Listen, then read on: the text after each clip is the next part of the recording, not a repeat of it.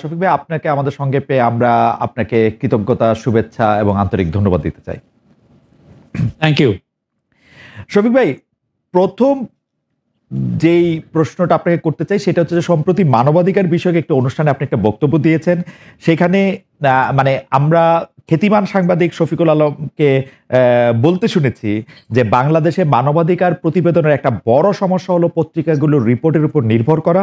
আপনি তারপরে ব্যস্ততার জন্য চলে গেছেন বটে, কিন্তু আপনার এই বক্তব্যের উপর ভিত্তি করে আরেকজন, মানে আমি বলবো যে মানবাধিকার মানে বেশ পরিচিত মানবাধিকার কর্মী, যিনি গুম সংক্রান্ত তদন্ত কমিশনের সদস্য, জনাব নূর খান লিটন, আপনার বক্তব্য শুনে অসুস্থতার কথা বলেছেন। একইভাবে ডক্টর সাইমেম পারভেজ, যিনি বিএনপির চেয়ারপারসনের ভারপ্রাপ্ত উপদেষ্টা, উনি বলেছেন যে একইভাবে শেখ হাসিনার সময়কার মানবাধিকার লঙ্ঘনের ঘটনাগুলো সংবাদের পত্রের প্রতিবেদন থেকেই জানা গেছে।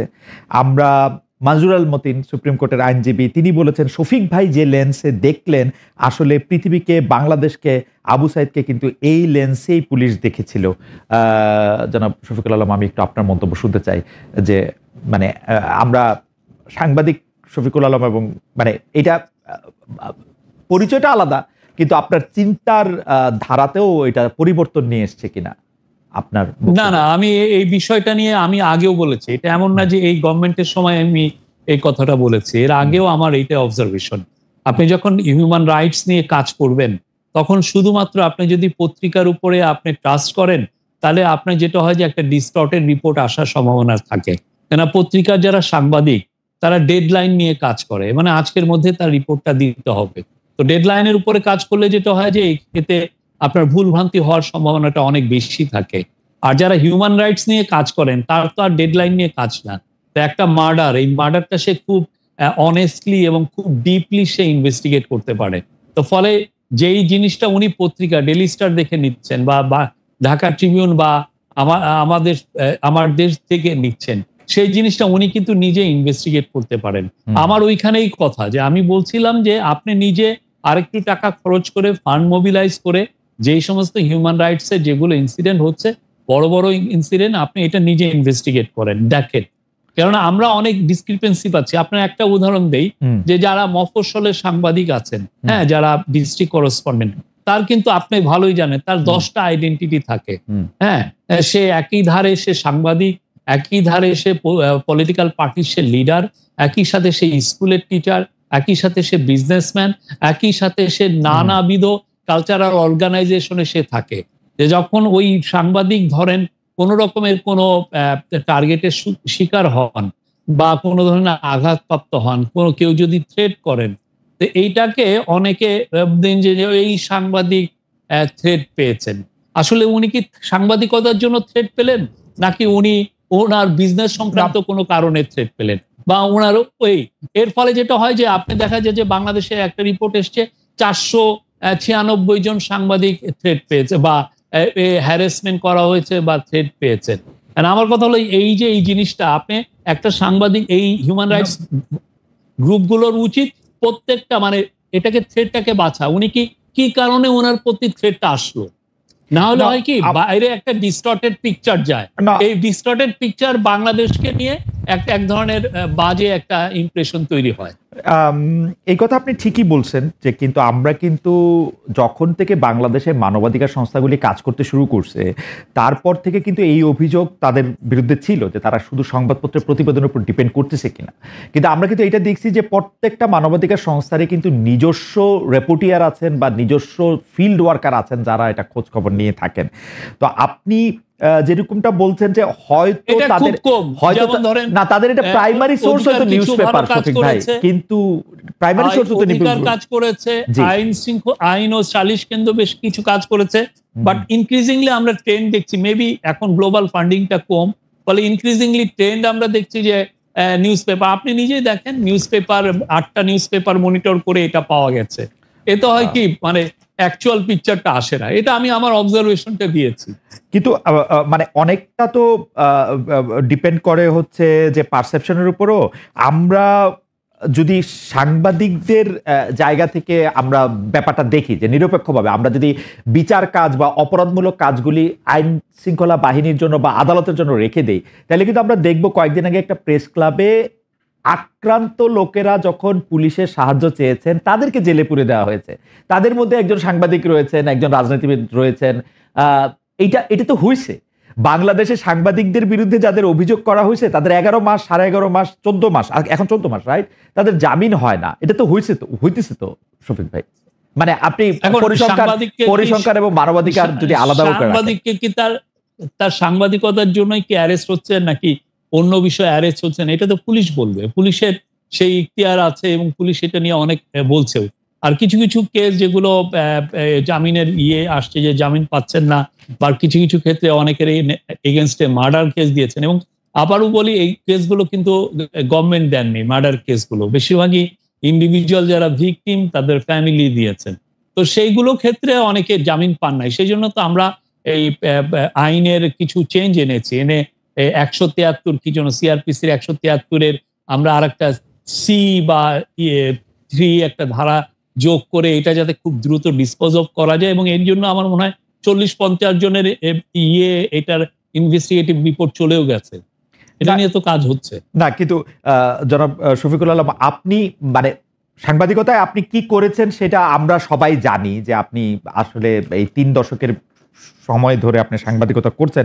এই সময়ের মধ্যে আপনি যদি বলেন যে সরকার মামলা দেয় নাই, সেইটা কি আমরা এটা নিতে পারবো? আমরা তো দেখতে পাচ্ছি যে সরকার যেইটা চাইতেছে, মানে সরকার যখন যা চাচ্ছে তার বিরুদ্ধে মামলাটা নেওয়া হচ্ছে বা মামলাটা থাকতেছে। কারণ অ্যাটর্নি জেনারেল অফিস থেকে না, এটা আমার মনে হয় আপনি আরো ইনভেস্টিগেট করেন। সাংবাদিকগুলোর বিরুদ্ধে যে মামলাগুলো হয়েছে সেখানে যদি সরকারের কোনো সম্পৃক্ততা পান আপনারা রিপোর্ট করেন। আমরা যেটা জানি যে জুলাই আগস্টে যারা খুন হয়েছেন, যাদের উপরে যাদেরকে গুলি করা হয়েছে, তাদের ফ্যামিলিগুলো এই মামলাগুলো করেছে। এবং এই ক্ষেত্রে আমি নিজে কিছু জিনিস আমার নিজে আমি যদি আপনার সাথে কথা বলা তো আনন্দদায়ক। আমি নিজে এখন যদি নাম বলি, যে ধরেন 71 টিভিতে কাজ করতেন শাকিল সাহেব বা তার স্ত্রী ফারজানা রূপা, তাদের 14 মাস বা 15 মাস ধরে তাদের বিরুদ্ধে মামলাটা কি হত্যা মামলা, খুনের মামলা?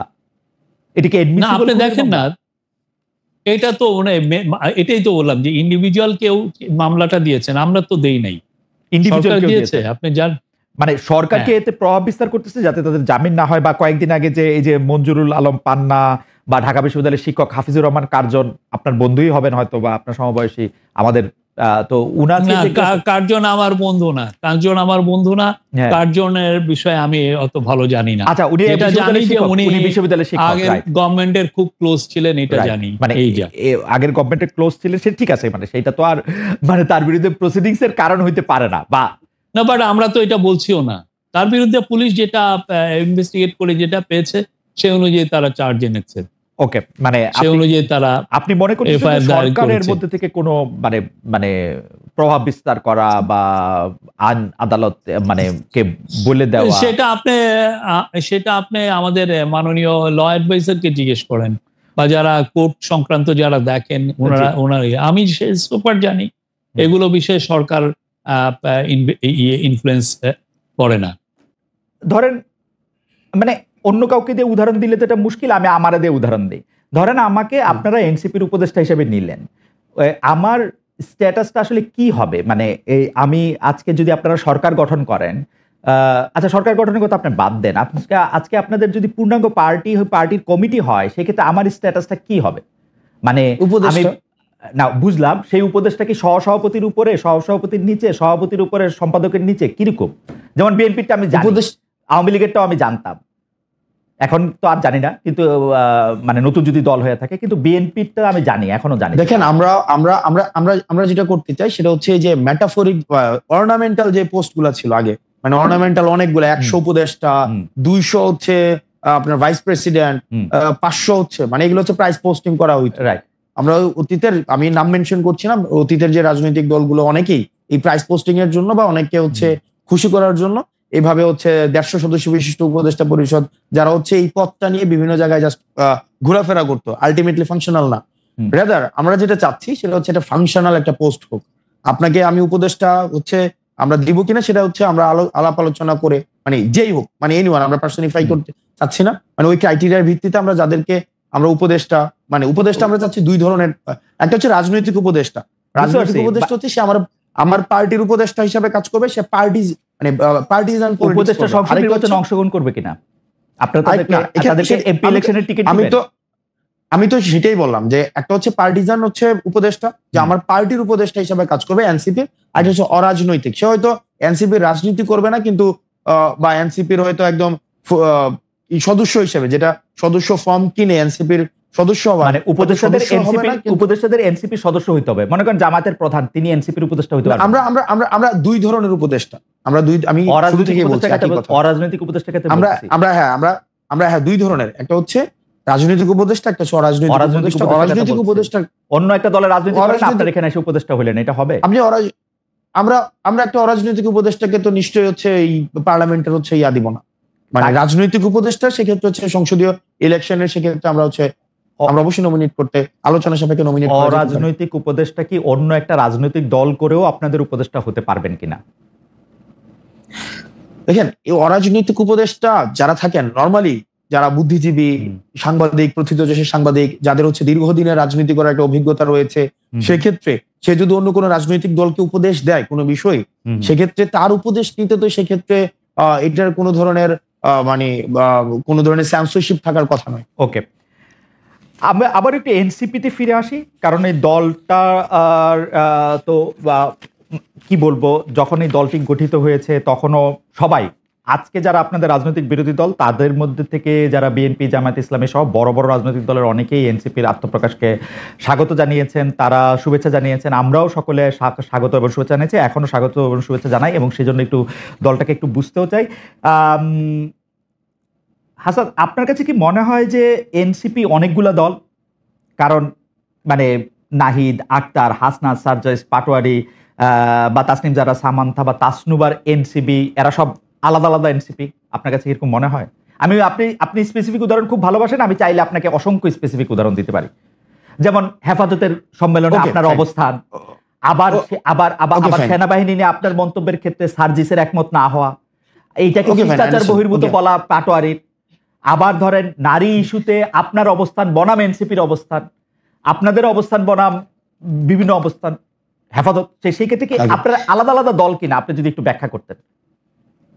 ওকে ফাইন, প্রথমত হচ্ছে এই আলোচনাটাকে দুই ভাগে, মানে দুইটা লেয়ারে করতে হবে। এক নম্বর বিষয় হচ্ছে যে আমাদের দীর্ঘদিন ধরে যেটা হয়েছে, ইন্ট্রা পার্টি ডেমোক্রেসি আমাদের ছিল না, মানে ইন্ট্রা পার্টি মানে একটা একদম মানে ওয়ান ম্যান সেন্ট্রিক হচ্ছে রাজনৈতিক দলগুলো ছিল, যেখানে রাজনৈতিক দলের, আমি দুইটা লেয়ার শেষ করার পরে আপনি এই ক্ষেত্রে আমাকে প্রশ্ন করেন। তো সেক্ষেত্রে যেটা হতো যে একটা ভয়েসে, সিঙ্গেল ভয়েস, যে একজন যা বলতো একদম ডাউনওয়ার্ডস পর্যন্ত একই ধরনের ভয়েস সেখানে ইকো হইতো। কিন্তু আমরা যেহেতু 5ই আগস্টের পরে অনেক যারা অভ্যুত্থানে ছিল তাদের মধ্যে, তাদেরকে নিয়ে হচ্ছে আমাদের রাজনৈতিক দলটা গঠিত হয়েছে, সেখানে আমাদের মধ্যে সেটা আগে ছিল না। এই কারণে আমাদের দেশে এটা খুবই মানে আনইউজুয়াল একটা ঘটনা মনে হচ্ছে। মাই গুডনেস, যে আপনি চিন্তা করেন একটা জায়গায় যে মির্জা ফখরুল সাহেব একটা ধরনের একটা কথা বলেছেন এবং পাবলিকলি সেটা রিজভী সাহেব সেখানে বলছেন যে এই বিষয়ের সাথে আমি একমত না। এটা হচ্ছে একটা বিষয়, অর্থাৎ এটা কখনোই আমাদের দেশের রাজনৈতিক কালচারে ছিল না যে নিজ দলের সমালোচনা করা যাবে, নিজ দলের মানুষের স্ট্যান্ডের সমালোচনা করা যাবে। এক নম্বর বিষয়। দুই নম্বর বিষয়, আমাদের যেহেতু দলটা গঠিত হয়েছে মাত্র 4 মাস হয়েছে, তো 4 মাসের মধ্যে নানা টানাপোড়েন, প্রবলেম সলভ, এবং হচ্ছে আমরা বিভিন্ন বর্গের মানুষ সেখানে এসছে, বিভিন্ন চিন্তার মানুষ সেখানে এসছে, একটা অনেক কাজ করার মধ্য দিয়ে প্রবলেম সলভের মধ্য দিয়ে, কর্মসূচির মধ্য দিয়ে একটা রাজনৈতিক দলের এই যে বিভিন্ন মতপার্থক্য গুলো থাকে, মানে ইন্ট্রা পার্টি যেভাবে আমাদের মতপার্থক্য গুলো থাকে, তখন সেটা একটা শেপে আসে। তো স্বাভাবিকভাবে আপনি 3-4 মাসের মধ্যেই যে এটার একদম একটা সবার মানে ইউনিনিমাস একটা ক্যারেক্টারিস্টিক্স দাঁড়াবে, সেটা হচ্ছে 3 মাস খুব কম সময় সেটির জন্য। তবে ক্রমশ সেটার একটা পর্যায় বা দিন যত যাবে সেটার একটা জি প্রথম কথা হচ্ছে ইন্টারপার্টি ডেমোক্রেসির কথা আপনি বলতেছিলেন। ইন্টারপার্টি ডেমোক্রেসিতে কোনো শাস্তি দেওয়ার বা কোনো রকম কোনো জবাবদিহিতা করার, একজন মানুষ আরেকজন মানুষের সাথে কথা বলার এরকম কোনো রীতি আছে কিনা আপনি জানতেছিলেন। আপনি আবার ভালো করে বাংলাদেশের রাজনৈতিক হিস্ট্রি পড়েন, আপনি দেখবেন যে অসংখ্য এরকম উদাহরণ আছে। বদরুদ্দোজা চৌধুরী থেকে শুরু করে ডক্টর কামাল হোসেন থেকে শুরু করে আব্দুল মান্নান ভূঁইয়া থেকে শুরু করে সাইফুর রহমান এবং আওয়ামী লীগের বিভিন্ন লোকের কথা যদি আপনি দেখেন, আপনি যদি বাংলাদেশের বাম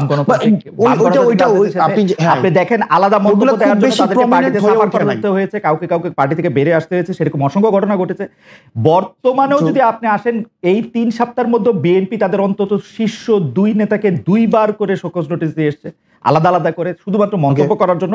সুতরাং এটা যদি শুধুমাত্র আপনাদের পার্টির একচেটিয়া, সেটা আপনি বলেন না। আর 2 নাম্বার কথা হলো, আপনি তাহলে এবার পরিষ্কার করেন, আপনি আমাকে একটু পরিষ্কার করেন যে কোন এনসিপিটা তাহলে আসল এনসিপি। আমি যখন দেখি যে এনসিপি একটা, আমি আপনাকে বলি, হেফাজতের ক্ষেত্রে আপনার অবস্থান, নারীদের ক্ষেত্রে আপনার অবস্থান, সেনাবাহিনীর ক্ষেত্রে আপনার অবস্থান থেকে আমরা হেফাজতের বাইরে সেনাবাহিনী, আমি একটু বুঝতে চাই আপনার কাছ থেকে যে হেফাজতের প্রশ্নে আমার অবস্থান কি ছিল, মানে হেফাজতের ওই সমাবেশে আমার অবস্থান কি ছিল? সেখানে উপস্থিত ছিলেন, আপনি সেখানে গিয়েছিলেন পরে, এবং সেখানে আপনি বক্তব্য রেখেছেন নারী কমিশনের বক্তব্য প্রসঙ্গে। তো সেখানে আপনি বক্তব্য রেখেছেন এবং আপনি বক্তব্য রেখেছেন না, দাঁড়ান, আপনি আমাকে প্রশ্ন করলে করতেই পারেন। আপনি আমাদের মানে আংশিক সত্য, সেটা আংশিক সত্য, আংশিক সত্য।